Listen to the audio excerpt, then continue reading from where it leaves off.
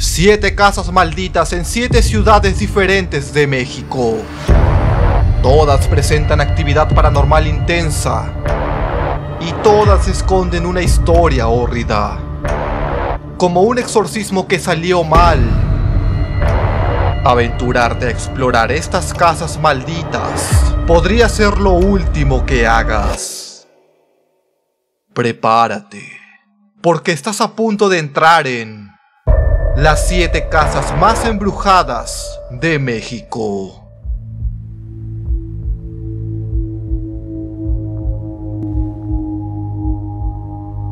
Llegar a la llamada Casa Colorada, en la barranca de Huentitán, Jalisco, no es particularmente complicado si te gusta el senderismo. El camino es empinado, sí, pero basta con tener una condición física decente y calzado firme para alcanzarla. Lo verdaderamente difícil comienza una vez que cruzas su entrada. No todos resisten permanecer más de unos minutos dentro, pues el ambiente se percibe denso, cuesta respirar y una sensación de incomodidad empieza a recorrer el cuerpo. Tal vez sea sugestión, o tal vez tenga que ver con lo que ahí ocurrió. Hablo de rituales de magia negra, prácticas oscuras que dejaron la casa impregnada con una energía pesada. Pero lo más inquietante de todo es saber que entre esas paredes, no hace mucho tiempo atrás, se cometió un crimen atroz. La mañana del 25 de septiembre del año 2021, un grupo de senderistas decidió aventurarse por la barranca de Huentitán para visitar la famosa Casa Colorada, un atractivo turístico que fue levantado en 1923 como un pequeño cuartel militar desde donde se vigilaban los alrededores. Con el tiempo fue abandonada y el paso de los años se la convirtió en un punto de interés para curiosos, exploradores y amantes del misterio, debido a las leyendas sobre rituales satánicos y apariciones extrañas que se contaban. A pesar de todo lo que se decía del lugar, los senderistas no esperaban encontrar nada fuera de lo común. Al principio solo vieron paredes cubiertas de grafitis y restos de velas gastadas, pero a medida que avanzaban entre los cuartos vacíos, el ambiente comenzó a sentirse más denso. Encontraron lo que parecía una cama improvisada, con mantas viejas, indicios de que alguien vivía allí. Y entonces, al llegar al fondo de una habitación, el recorrido se transformó en pesadilla. En el suelo yacía el cuerpo sin vida de una mujer, cubierto con una sábana manchada y un costal sobre su rostro. Más tarde, se sabría que aquella mujer era Azucena Guadalupe, de entre 45 y 50 años de edad, originaria de Michoacán. Había llegado a Jalisco, buscando empezar de nuevo, huyendo de una relación violenta que marcó su vida. Sin recursos ni familia cercana, se instaló en la vieja Casa Colorada, la limpió y la convirtió en su refugio improvisado. Vivía con lo justo, pero los vecinos de la zona la conocían y la respetaban. Nadie imaginó que la noche anterior alguien entraría en ese lugar para acabar con su vida de forma brutal. A día de hoy, el responsable nunca fue identificado y el crimen sigue siendo un misterio más que se suma a la larga lista de historias oscuras que rodean la Casa Colorada. Todos los que visitan ese lugar concuerdan en algo: la energía que se siente dentro es pesada, opresiva. Algunos incluso describen haber experimentado sensaciones como mareos, dolores de cabeza repentinos y una presión extraña en el pecho, como si el aire se volviera más espeso a cada respiración. Otros aseguran que al oscurecer es posible escuchar susurros, llantos y risas provenientes de la vegetación de la zona, a menudo acompañado de sombras que apenas son perceptibles por el rabillo del ojo. Muchos atribuyen los fenómenos que ocurren en la Casa Colorada a todo lo que ya te he contado, pero también existen leyendas más antiguas, transmitidas por los lugareños desde hace décadas. Se habla de la misteriosa desaparición de varios niños en el sendero de la barranca, sin dejar rastro alguno. Algunas hipótesis apuntan a un asesino en serie que jamás fue atrapado. Otra historia menciona un extraño gato negro que se aparece en el camino hacia la casa. Dicen que guía a los caminantes hasta cierto punto y luego los hace perderse entre los senderos, como si jugara con ellos. Los más supersticiosos creen que no se trata de un animal común, sino de un nahual que ronda la zona. Sea lo que sea, la verdad es que la Casa Colorada es un lugar perturbador que solo unos pocos se atreven a explorar. La pregunta es, ¿tú te atreverías a hacerlo? Te leo en los comentarios. Puesto número 7.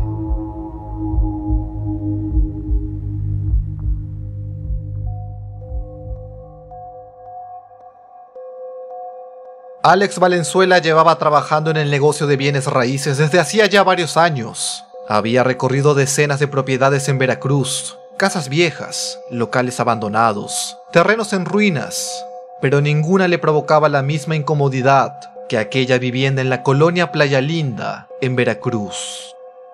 La casa marcada con el número 1577, en la esquina de la avenida Playa Casitas con Playa Trocha, llevaba tiempo en venta a pesar de estar en una zona relativamente buena, de contar con un terreno amplio y de ser ofrecida a precio de remate.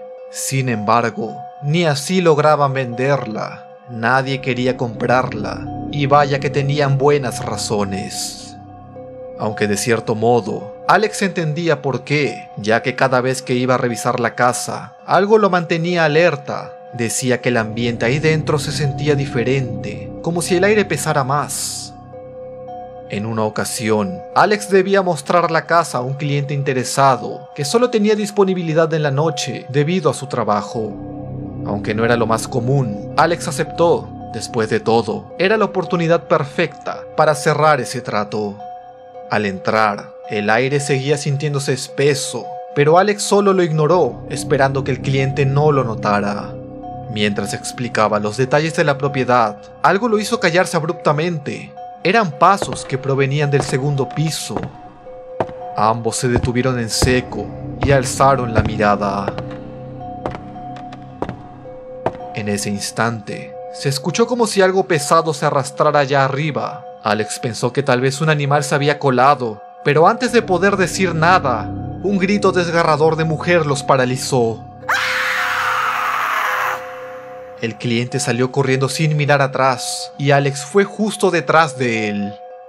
Creyendo que alguien había irrumpido en la propiedad, llamó de inmediato a la policía. En pocos minutos llegaron los agentes y revisaron la vivienda de arriba a abajo, pero no encontraron nada ni a nadie.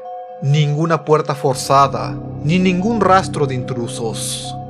Mientras los oficiales se retiraban, Alex notó que un par de vecinos observaban desde la acera de enfrente. Se acercó a uno de ellos y le preguntó si alguna vez había pasado algo extraño en esa casa, y fue ahí que se enteró. La madrugada del sábado 29 de diciembre del año 2007, los vecinos de la avenida Playa Casitas fueron despertados abruptamente por 3 estruendosos disparos provenientes de la casa con el número 1577. Cuando la policía llegó al lugar, descubrió que Rafael Ortiz, un hombre de 75 años, había acabado con la vida de sus 2 hijos, Laura de 25 años y Raúl de 18. Los 2 primeros disparos correspondían a ellos, y el tercero fue el que le puso fin a la vida del propio Rafael. Los reportes indicaron que atravesaban una disputa legal con su esposa, quien los había abandonado años atrás. Vivía solo con sus hijos, y el ambiente familiar se había vuelto tenso, casi insoportable, especialmente desde que se corrió el rumor de que Rafael había descubierto que sus hijos en realidad no eran suyos. Algunos vecinos contaron que más de una vez lo habían escuchado discutir, gritar, incluso amenazar con hacer una locura, y aquella madrugada cumplió su palabra.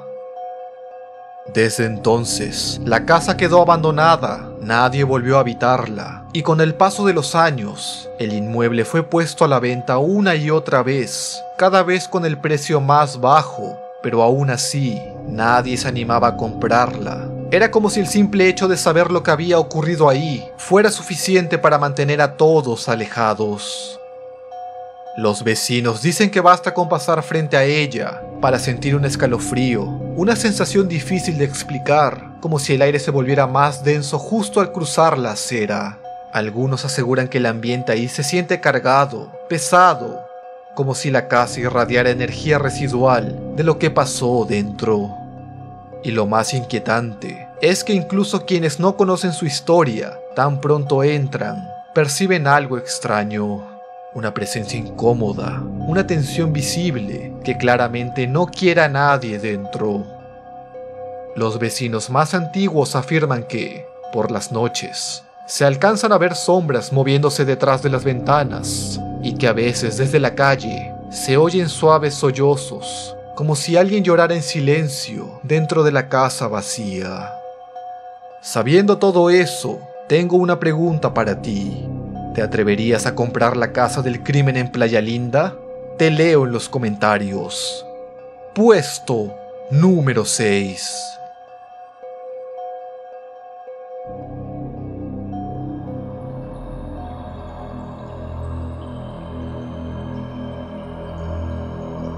Esta es posiblemente la casa maldita menos conocida de todo el top, pero lo que ocurrió, y aún ocurre ahí, la vuelve una de las más aterradoras de toda la ciudad de Tuxtla Gutiérrez.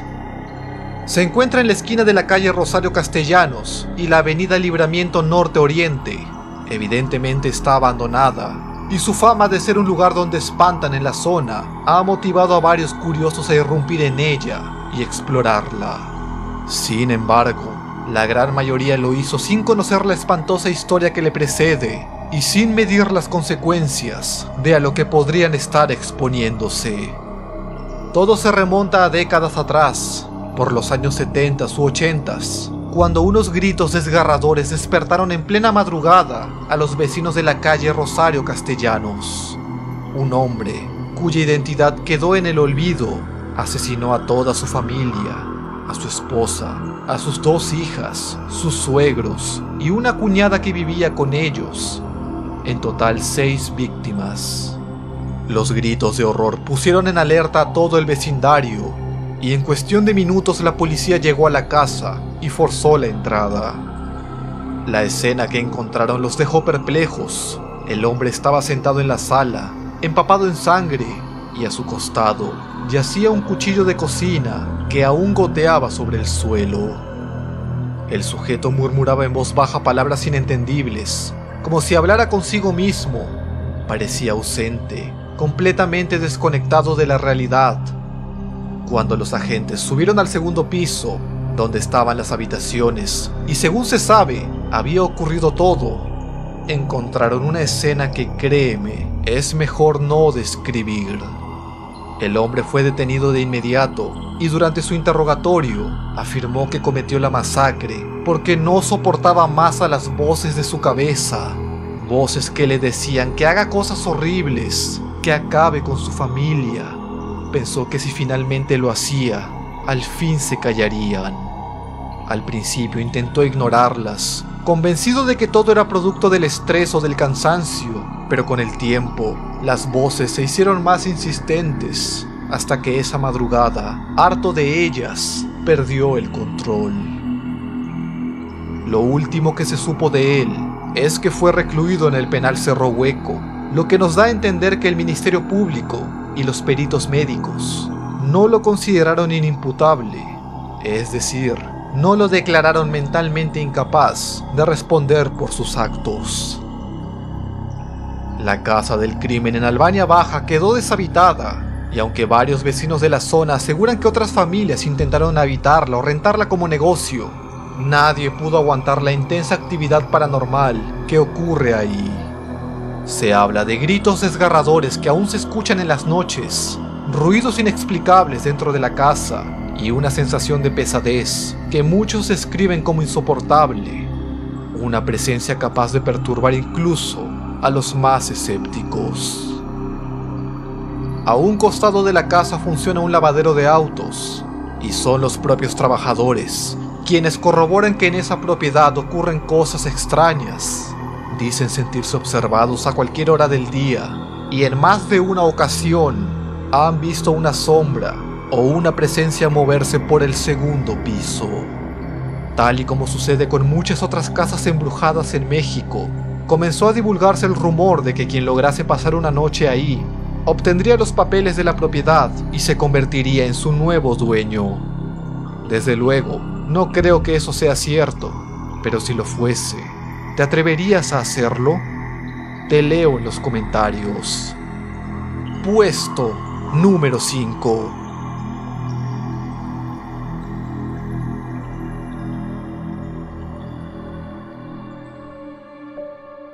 Es normal sentir cierto escalofrío al entrar a un museo dedicado a temas como la brujería o los tormentos de la Santa Inquisición. Sin embargo, entre los muros de esta antigua casa museo de la calle Allende, en el corazón de la ciudad de Morelia, el horror no solo se exhibía, sino que se experimentaba en carne propia. Y es que no son pocos los testimonios de visitantes que recuerdan haber tenido una experiencia sumamente perturbadora durante su recorrido en ese lugar. Y ahora voy a leerte algunos de esos testimonios, los cuales son relativamente recientes. Yo fui a ese museo con mis niños, y desde que llegamos, apenas cruzamos la entrada, los niños empezaron a llorar. No querían entrar. Yo trataba de calmarlos, pensando que solo estaban asustados por la oscuridad o por el ambiente viejo del lugar. Cabe mencionar que por fuera parecía una casa común y corriente, nada que llamara la atención, pero adentro la sensación era distinta. Aún así, decidí seguir con el recorrido, pero apenas pasamos junto a la escalera que lleva al patio trasero, sentí algo muy raro, una pesadez tremenda, como si el aire se volviera más denso de repente, y arriba en la planta alta, esa sensación era todavía más fuerte. Salí de ahí algo indignada, la verdad, hasta había pagado la entrada, y visualmente no se veía nada fuera de lo común.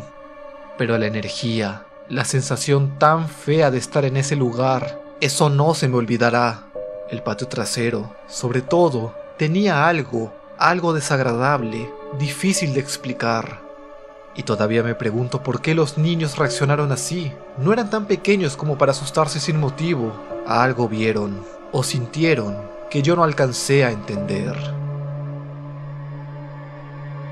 Recuerdo que estaba en la secundaria cuando nos llevaron de excursión a ese museo, el que trataba sobre la Santa Inquisición. No habíamos recorrido ni la mitad del lugar cuando las maestras tuvieron que sacarme. Me empecé a sentir muy mal, como si de pronto me faltara el aire. La cabeza me dolía horrible, sentía que todo me daba vueltas. Era una sensación rarísima, no sé cómo explicarlo, como si algo pesado me envolviera, algo que no se veía, pero que estaba ahí. No era solo miedo, era algo más, una energía que me oprimía el pecho. Desde ese día, tengo clarísimo que no volvería a entrar ahí, ni aunque me pagaran. Tenía unos 15 años cuando fui a una exposición en ese lugar. Recuerdo que no había mucha gente ese día y en un momento me quedé sola con otra persona en la parte de arriba del museo. De pronto empezaron a caer canicas, pero desde el techo. Lo raro es que no había ningún techo de donde pudieran venir. El sonido era clarísimo, como si rodaran y rebotaran a nuestro alrededor. En ese instante, sentí que alguien me tocó desde la pared del lado que daba a la calle. Me giré de golpe y vi a un niño. Estaba ahí, mirándome. No sé cómo explicarlo, pero fue uno de los días más feos de mi vida. Hasta hoy estoy convencida de que en ese lugar hay algo más, algo que no son simples espíritus. Y así como esas historias, hay muchas más. La gran mayoría de ellas coinciden en la pesadez que se siente en el interior del lugar, los malestares que se pueden llegar a experimentar, especialmente si son personas sensibles a las energías, y sobre todo, los avistamientos recurrentes de un niño fantasma con indumentaria de la época. Ahora la pregunta es, ¿qué pudo haber ocurrido en esa casa para que sea conocida como la más embrujada de todo Morelia?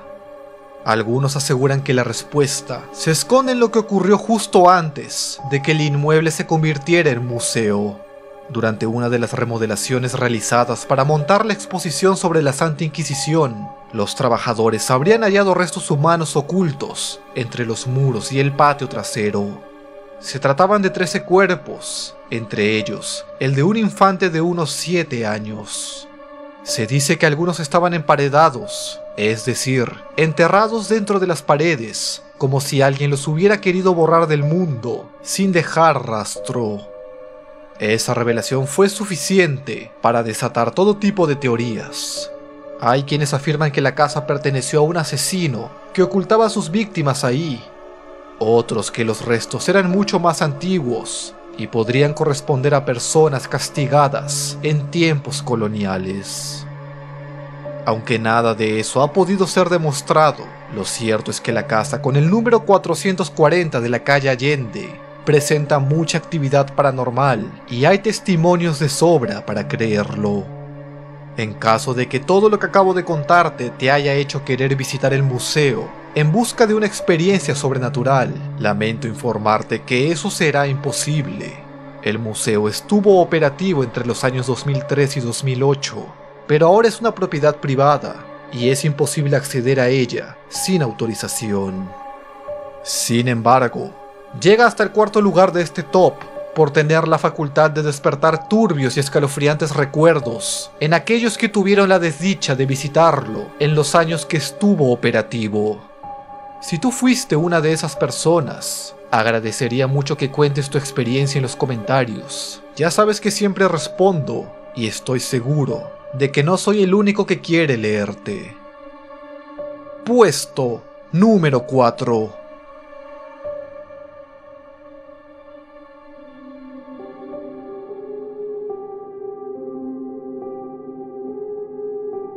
Si alguna vez visitaste el centro histórico de San Luis de Potosí, es muy probable que te haya llamado la atención esta vieja casona marcada con el número 520.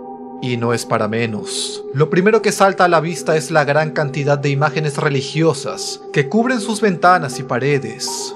Te hablo de crucifijos, estampas, páginas de la Biblia, oraciones e incluso un pentagrama. A simple vista cualquiera pensaría que ahí vive alguien profundamente religioso o devoto. Pero la verdad es que esa casa lleva varios años abandonada y su inusual decoración serviría en realidad como una especie de sello protector que contiene a la entidad maligna que habita en su interior. Así lo aseguran los mismos potosinos, quienes la conocen mejor como la casa del exorcismo fallido. Recordemos que durante los siglos XVII y XVIII, el centro histórico de San Luis de Potosí estaba repleto de conventos, beaterios y casas religiosas pertenecientes a distintas órdenes.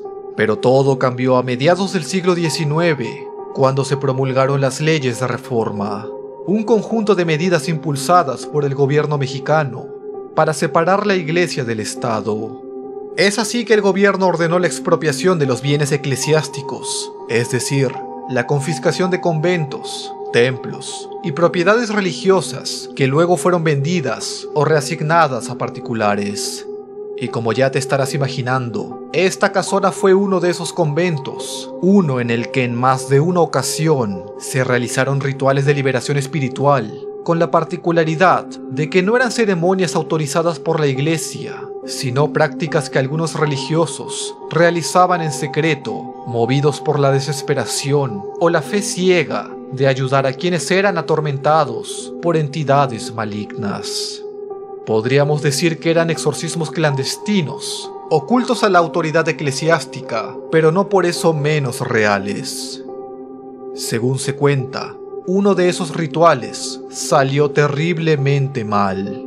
La persona poseída no resistió el exorcismo y la entidad que intentaban desterrar no solo se negó a marcharse, sino que quedó anclada entre los muros del lugar.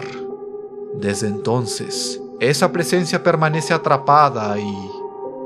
Posteriores familias que ocuparon la casa la volvían a abandonar al poco tiempo, simplemente porque nadie podía soportar la intensa actividad paranormal que ocurría. En algún momento, algunos sacerdotes intentaron bendecir la casa, pero de poco o nada sirvió, hasta que eventualmente dejaron de hacerlo, alegando que no había nada que se pudiera hacer. Se piensa que las imágenes y símbolos religiosos que decoran la fachada de la propiedad fueron dejados ahí por el actual dueño como un intento de contener a la entidad demoníaca que hasta el día de hoy se hace notar. Y es que no son pocos los que aseguran que la actividad paranormal dentro de la casa persiste, algo que puedes comprobar por ti mismo si te armas de valor y decides acercarte a ella a altas horas de la noche.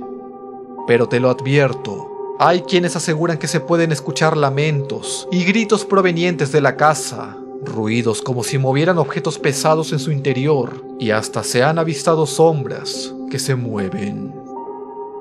Incluso podrías pasar un muy mal rato si te consideras una persona sensible a las energías, porque recuerda, lo que supuestamente habita en ese lugar es algo sumamente maligno. Dicho eso, cuéntame, ¿te adentrarías en la casa del exorcismo fallido si fuera posible? Puesto número 3.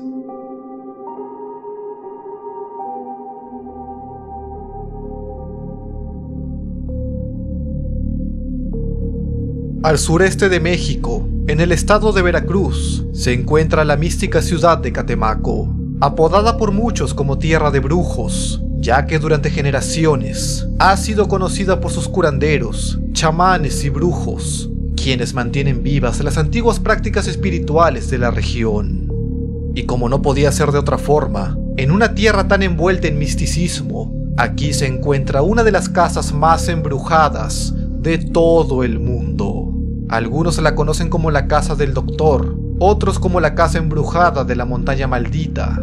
De cualquier forma, y esto lo digo muy en serio, es un lugar sumamente peligroso de visitar por cuenta propia, ya que como debes imaginar, ahí se hacen rituales que abren portales espirituales, aún hasta el día de hoy, y por ende, está plagado de entidades de bajo astral, es decir, presencias o energías negativas que en el sentido espiritual vendrían a ser lo más parecido a lo que en la religión llamamos demonios. De la historia de esta casa en realidad se sabe muy poco. Algunos aseguran que perteneció a un médico que decidió construirla en medio de la selva, en esta isla a la que solo se puede llegar en bote, como si buscara aislarse del resto del mundo. Nadie entiende por qué alguien elegiría vivir así, en un lugar tan apartado, donde la humedad se mete hasta en los huesos y el silencio pesa más que el aire. Cuentan que de vez en cuando sus hijos lo visitaban, pero nunca pasaban la noche. Al caer el sol, se marchaban y nadie supo nunca por qué. No hay registros claros de cuándo esa familia desapareció, ni de qué fue del doctor. Solo se sabe que un día la casa quedó vacía y desde entonces nadie volvió a vivir ahí. Los lugareños dicen que lleva abandonada décadas, pero a pesar de eso, rara vez está del todo vacía. Con frecuencia, en medio de la noche, la casa es visitada por brujos, curanderos y practicantes de distintas corrientes espirituales para realizar rituales. Nadie sabe exactamente qué los atrae, pero parece haber algo en el lugar, una energía antigua y poderosa que les es útil. Algunos dicen que el terreno mismo está cargado, que la tierra guarda secretos que solo unos pocos pueden entender.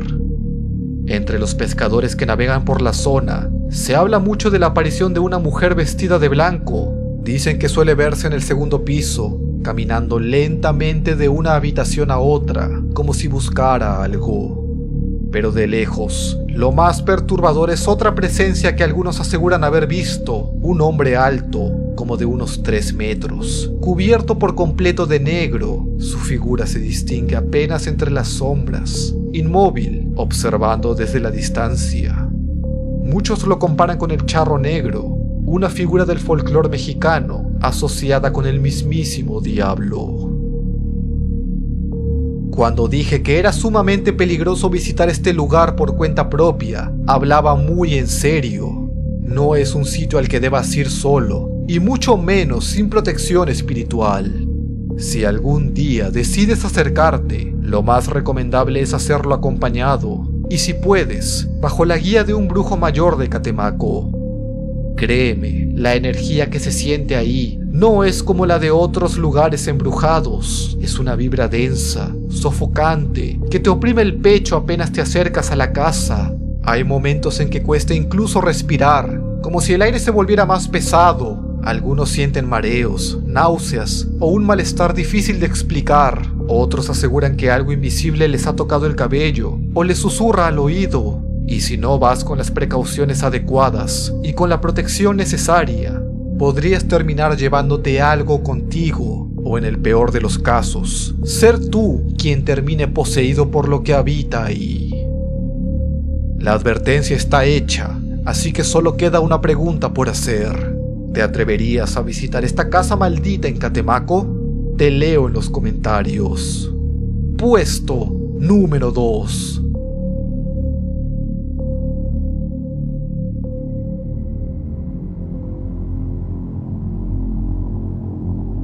Barrio La Purísima, ciudad de Aguascalientes, México. Eran casi las 3 de la madrugada cuando Cecilia, junto a una amiga, regresaban de una reunión en casa de un compañero de trabajo que vivía en la calle María Concepción Aguayo. Estaban a punto de llegar a la calle Juan de Montoro, donde pensaban tomar un taxi, cuando de repente algo las detuvo en seco. Dentro de la vieja casona numerada con el 106 se escuchaban gritos de un niño, pero no parecían ser de juegos ni de berrinches. Era un llanto desesperado, desgarrador, como si alguien lo estuviera lastimando o incluso matando. Cecilia sacó su teléfono de inmediato y llamó a la policía, convencida de que estaban presenciando un ataque en tiempo real. Cuando llegaron los agentes, ya no se oían gritos, pero Cecilia insistía en que debían revisar la casa, porque tanto ella como su amiga los habían escuchado. Sin embargo, los oficiales le dijeron que eso no sería necesario. No era la primera vez que los llamaban por gritos provenientes de esa vieja casona, la cual, explicaron, llevaba abandonada ya un par de años tras el horrendo crimen que se cometió entre sus paredes. Un caso mediáticamente conocido como el de la hiena de Aguascalientes. El 26 de abril del 2019, María del Refugio, de 39 años, se quedó sola en casa con sus 2 hijos, una bebé de apenas 3 meses y un niño de 9 años con condición de autismo. Su pareja había salido un momento, al parecer a comprar pañales, sin imaginar lo que iba a ocurrir en su ausencia. De un momento a otro, María tomó un frasco de insecticida y lo roció sobre su hijo mayor. El pequeño comenzó a toser y a llorar, confundido, sin entender lo que su propia madre le estaba haciendo. En medio de su desesperación, María tomó un cuchillo y lo dirigió hacia el abdomen del infante, una y otra y otra y otra vez. El menor quedó tendido en el suelo de la cocina, con los intestinos expuestos, pero aún con vida, mientras su respiración se hacía cada vez más entrecortada. María, sin la más mínima intención de socorrer a su primogénito, se fue de la casa, así sin más. Minutos más tarde, un tío paterno del pequeño llegó al domicilio y lo encontró agonizando. Sin perder tiempo lo cargó y lo llevó en taxi hasta la unidad de medicina familiar número 8 del IMSS, pero lamentablemente los médicos no pudieron hacer nada. Las heridas eran demasiado graves. María del Refugio fue capturada por la policía municipal al día siguiente, en plena feria de San Marcos, una de las celebraciones más grandes de la ciudad de Aguascalientes. Aparentemente, intentaba ocultarse entre la multitud, pero ya circulaba su fotografía en noticieros y redes locales, lo que facilitó que algunos asistentes la reconocieran de inmediato. Fue señalada por un ciudadano y en cuestión de minutos, agentes se acercaron y le cerraron el paso. No opuso gran resistencia, apenas bajó la mirada mientras era esposada, rodeada por la música, el bullicio y los juegos mecánicos de la feria. Un contraste estremecedor con lo que había dejado en su casa apenas unas horas antes.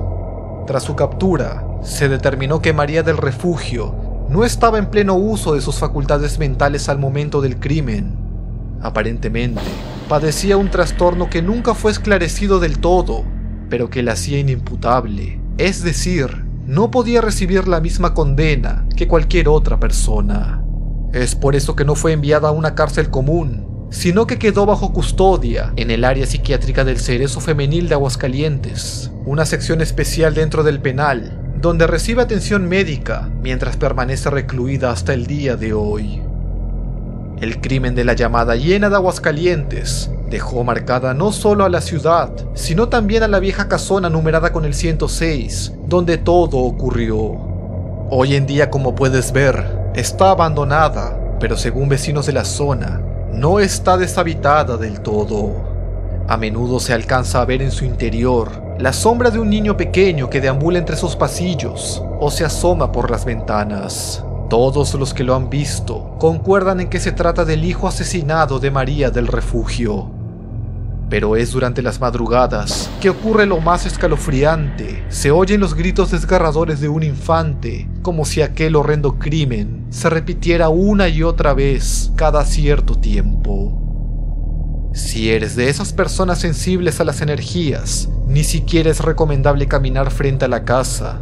La densa energía que irradia ese lugar es capaz de alterar tu ánimo y tu cuerpo, provocando un malestar real que va más allá de la simple sugestión. Como dato curioso, algunos vecinos de mayor edad aseguran que lo ocurrido en el número 106 no fue la primera tragedia en esa casona. Cuentan que hace más de medio siglo, otra madre también habría acabado con la vida de su hijo dentro de esas mismas paredes, en circunstancias extrañas y nunca del todo aclaradas. Para muchos, aquello puede explicarse como un caso de enfermedad mental, posiblemente esquizofrenia, como fue el caso de Claudia Mijangos, mejor conocida como la Hiena de Querétaro, y de quien ya hablé en otro video. Sin embargo, hay quienes creen que la casa de la Hiena de Aguascalientes arrastra una maldición desde hace décadas y que lo ocurrido en años recientes no es más que la influencia de una entidad maligna que habita ese lugar. ¿Tú qué opinas al respecto? Me gustaría leerte en los comentarios. Puesto número 1. Si el video te entretuvo, agradeceré que me regales un like, dejes un comentario y te suscribas si aún no lo has hecho. Si tienes alguna experiencia aterradora que te gustaría compartir con el canal, puedes escribirme al correo que ves en pantalla. Soy el Muts y te espero en un próximo video. Gracias por ver.